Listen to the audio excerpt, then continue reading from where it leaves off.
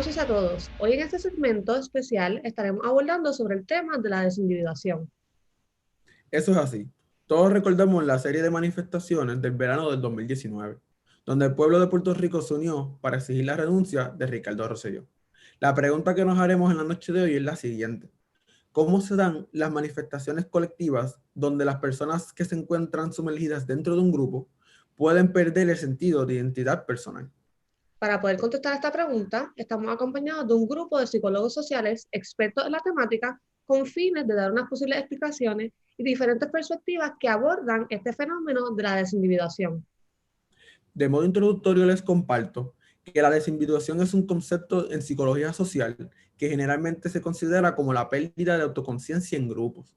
Esto depende de diversos factores, como el tamaño del grupo, el anonimato y lo interesante o emocionante que sean las actividades que se realizan.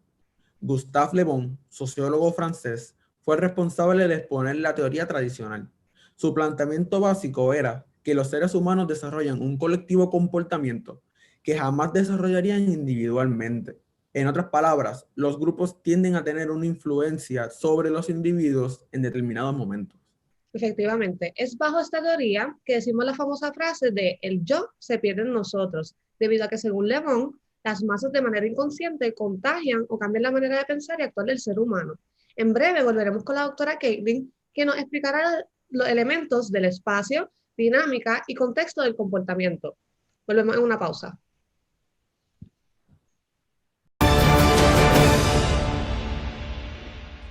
Buenas noches a todos nuestros televidentes. Ahora estamos acompañados por la doctora Corretger, quien nos estará explicando los elementos del espacio, dinámica y contexto del comportamiento. Doctora, ¿qué aspectos cree que son importantes para poder entender el fenómeno psicosocial detrás de las manifestaciones? Buenas noches a todos. Creo que es importante discutir primero cómo nuestro entorno llega a influenciar nuestro comportamiento. Empezamos con el espacio comportamental, que es ese entorno que crea un enlace entre los efectos del ambiente físico y los patrones de comportamiento de las personas utilizando el entorno. Segundo, está lo que se llama lo que se conoce como behavior dynamics, que es un análisis sobre los patrones de conducta interna que provocan la conducta externa. Así que existe una relación dinámica entre el entorno y el comportamiento. Exactamente. Son mayormente situaciones las que hacen que cambien las claves de espacio comportamental. Es decir, que cuando la persona se encuentra en una situación que no conoce, que no tiene guía, que le indique cómo comportarse, se hace vulnerable y se deja llevar por las demandas del contexto. Doctora, ¿y a qué se refiere con el contexto? Pues el contexto comportamental normalmente tiene 11 atributos para considerarse de esa manera, que sería ocurrencia, duración, población, tiempo, patrón de acciones, mecanismo de conducta, riqueza, presión, bienestar y autonomía local. Hay que reconocer que la teoría general de desindividuación está centrada en la idea del situacionismo, que es la idea de que nuestro comportamiento está influenciado directamente por los estímulos presentes en nuestro alrededor. Entonces, ¿de qué manera crees que esto puede aplicarse a la protesta del verano del 2019? Pues la marcha que se dio en el Expreso Las Américas estaba compuesta de un colectivo que buscaba un mismo propósito, que era la renuncia de Ricardo Rosselló. La situación política presentada fue la que interfirió en el espacio, o sea, el Expreso, y también el ambiente, el cual era uno lleno de energía, molestia y resistencia. Las personas que se estaban manifestando por primera vez en la protesta no tenían experiencia previa ni conocimiento en cuanto a cómo comportarse, lo que causa que se desplace la dinámica comportamental y se deje llevar por el comportamiento del grupo. Se ve forzado a imitar a los demás ya que está afectado por su entorno. Y por último, si queremos entender mayormente las dinámicas de comportamiento, no podemos dejar de considerar lo individual, especialmente los aspectos morales y religiosos. Muchas gracias por su explicación, doctora. Ahora continuamos la discusión sobre el aspecto de la difusión de la responsabilidad con nuestras dos invitadas, Alondra Asensio y Ana María Rey. Volvemos en breve. De mucho más. Ahora continuamos la discusión sobre la difusión de responsabilidad con nuestras dos invitadas, Alondra Asensio y Ana María Rey. Saludos a todos los televidentes. Saludos. Cuando hablamos de la desindividualización, es necesario hablar de la difusión de responsabilidad. Y dentro de estas protestas multitudinarias del verano 19, se puede ver reflejado desde ambos bandos estos conceptos. Y estos dos aspectos importantes, el anonimato y el tamaño del grupo, están bien representados. ¿Cómo entonces ustedes definirían la difusión de responsabilidad? La difusión de responsabilidad es básicamente un fenómeno que ocurre cuando los individuos son más probables de presentar conductas inhibidas o violentas porque no tienen que responder por sus actos. Mi compañera Ana María les va a hablar un poco más de cómo es que surge este concepto dentro de la psicología social. Bueno, es un poco lamentable cómo se comienza a hablar de la difusión de responsabilidad, y es que surge luego del asesinato de Kitty Genovese, que alrededor de 40 personas escucharon sus gritos mientras la apuñalaban, pero nadie le ofreció ayuda. Según los investigadores Latané y Darley, la falta de ayuda se le atribuyó a la difusión de responsabilidad, el hecho de que había tantas personas que podían ayudarla, que cada persona sintió una menor responsabilidad personal.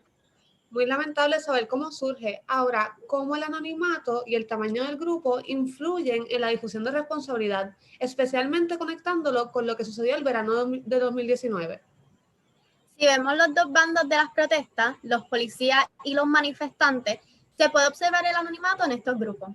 Se puede ver en los uniformes de la policía y en los cascos protectores que llevan puestos, lo que le quita la visibilidad a sus rostros y de una vez la individualidad. Se le está imponiendo, en este caso, una personalidad colectiva. Y en el lado de los manifestantes, pues podemos observar que la mayoría llevan ropa negra y unas capuchas que son utilizadas para cubrir su cara. Esto también se utiliza como método de no ser identificados por las autoridades. En estas luchas se ha visto presentada la brutalidad policíaca, sobre todo por las noches, lo cual afirma aún más que el uniforme y el anonimato contribuyen a la agresividad. Otro ejemplo, el cual se puede ver representado en el grupo Ku Klux Klan. Según Diner, cubrir la cara con una capucha produce diferencias sustanciales en el castigo aplicado a las víctimas. Esta vestimenta promueve un comportamiento de odio y agresividad. Entonces, si le quitas la individualidad en apariencia, le estás quitando la autorregulación, que es básicamente la manera que como personas internalizamos las normas y distinguimos qué conductas son socialmente aceptadas y qué no. Entonces, la autorregulación se convierte en una regulación colectiva.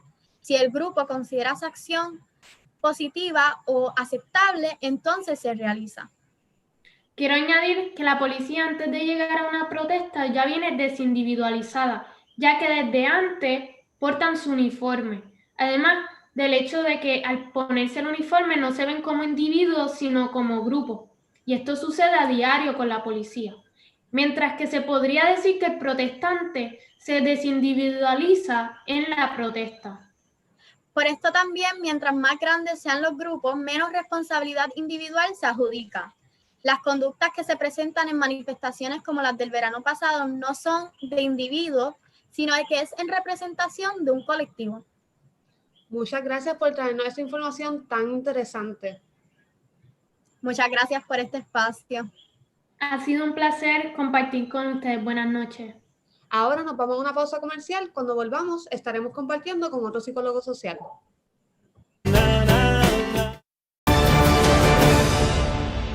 Y regresamos luego de una pequeña pausa comercial. Ahora nos encontramos con otro psicólogo social. Buenas noches, Gabriel.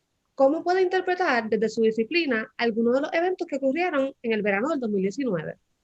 Buenas noches. Pues mira, este fenómeno sociopolítico se puede interpretar desde diferentes teorías y perspectivas dentro de la psicología social. Sin embargo, hay una teoría muy representativa de Turner y Gillian. ¿Cuál es esta teoría que usted menciona y cómo podemos verla en el contexto del verano del 2019? Pues mira, esta es la teoría de la norma emergente. Parte de la premisa de que los movimientos sociales son un tipo de acción peculiar colectiva que contrasta con el comportamiento organizativo e institucional. Esta colectividad que mencionan deben operar con cierta continuidad para así poder promover y resistir a un cambio en la sociedad. Precisamente eso fue lo que observamos en el verano del 2019. en donde el colectivo social se convirtió en un movimiento social con unos planteamientos, unos argumentos y reclamos generales a los cuales le dieron continuidad hasta así lograr uno de los mayores reclamos, que era la renuncia de aquel entonces gobernador Ricardo Rosselló. Entonces, según esta teoría, ¿cuál fue la causa que fomentó el movimiento? Mira, aunque sí hubieron sectores y organizaciones, ¿verdad?, que lanzaron convocatorias y artistas que pues luego se unieron a los reclamos y ejercieron presión a través de las redes sociales y a nivel internacional, en este caso, que funcionaban, ¿verdad?, como líderes, el movimiento como tal se dio verdaderamente y se desarrolla en la indignación y la rabia colectiva que causaron los actos del gobernador y los otros miembros del chat. Precisamente por esto es que Turner y Killian en la teoría admiten que el comportamiento colectivo se produce en circunstancias donde existe una experiencia de tensión y esta experiencia de tensión se convierte en una situación ambigua. Los individuos entonces carecen de normas institucionalizadas normalmente y buscan entonces indicadores que marquen la conducta apropiada. De esta manera, la conducta de unos pocos se convierte en la norma emergente. ¿Y qué nos pudiera decir acerca de los eventos con mayor confrontación física que sucedieron en la noche? Pues mira, en ese sentido, la teoría de la norma emergente argumenta que la actuación de la persona depende de su percepción sobre las normas que rigen la situación en que se encuentra en ese contexto. Por lo que se vio en aquellas noches, esa percepción de normas que tenía la multitud eran normas con carácter de desobediencia civil. Lo interesante es que la ambigüedad de la situación favorece la aparición de normas que son creadas en el transcurso de la interacción con el grupo. En conclusión, los comportamientos multitudinarios reflejan verdaderamente los deseos de los participantes, pero también es guiado por normas que surgen según cómo se desarrolla la situación en el contexto. En ese caso, pues en esas noches. Ese deseo de los participantes era inicialmente la renuncia del gobernador. Esas normas que surgieron como reacción a la situación de fuerza y violencia policial reflejan entonces la orientación a la normativa dominante. Muchísimas gracias por esa explicación, doctor. Ahora continuamos con una Gracias a usted. entrevista al líder del movimiento La Protesta. Volvemos en breve.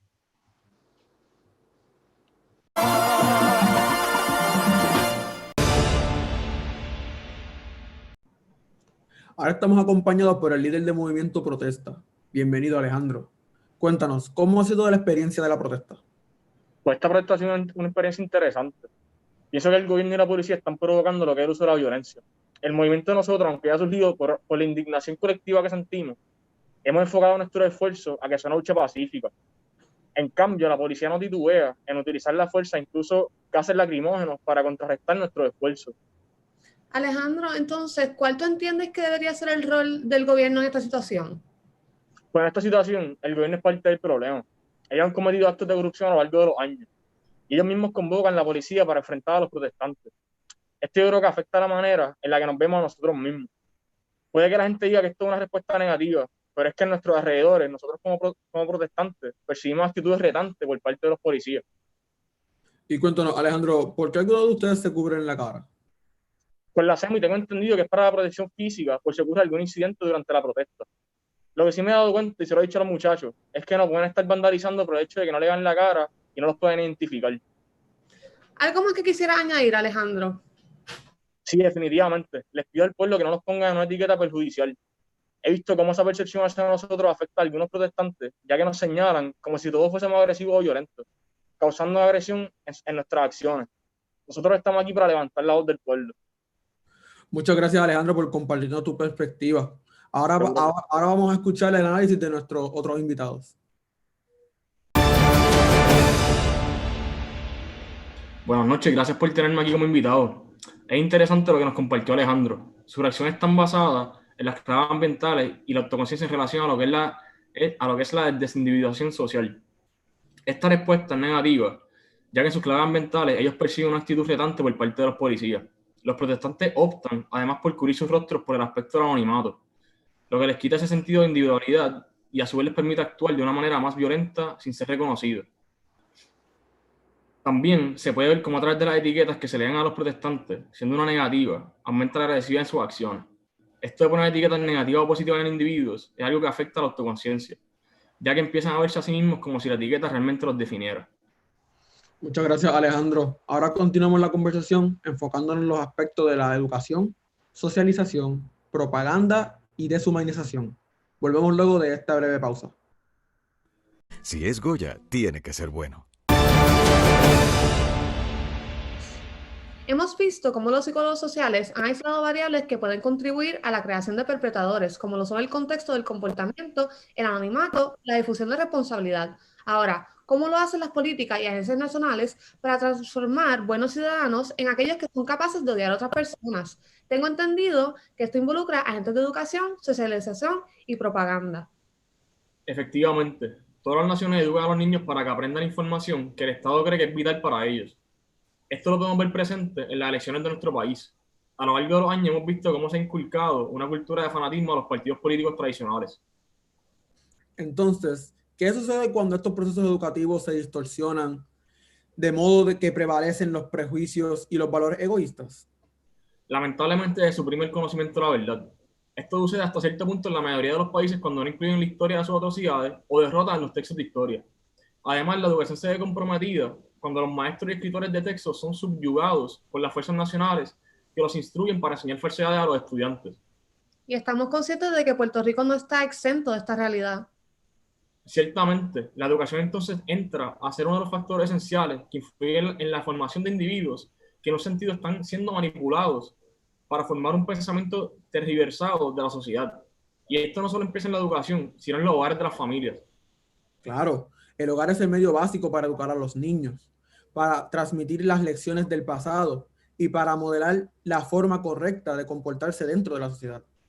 Exacto. El problema surge cuando en ese proceso de socialización los padres se convierten en agentes del Estado, cuya agenda incluye aprender a odiar, por ejemplo, a las minorías.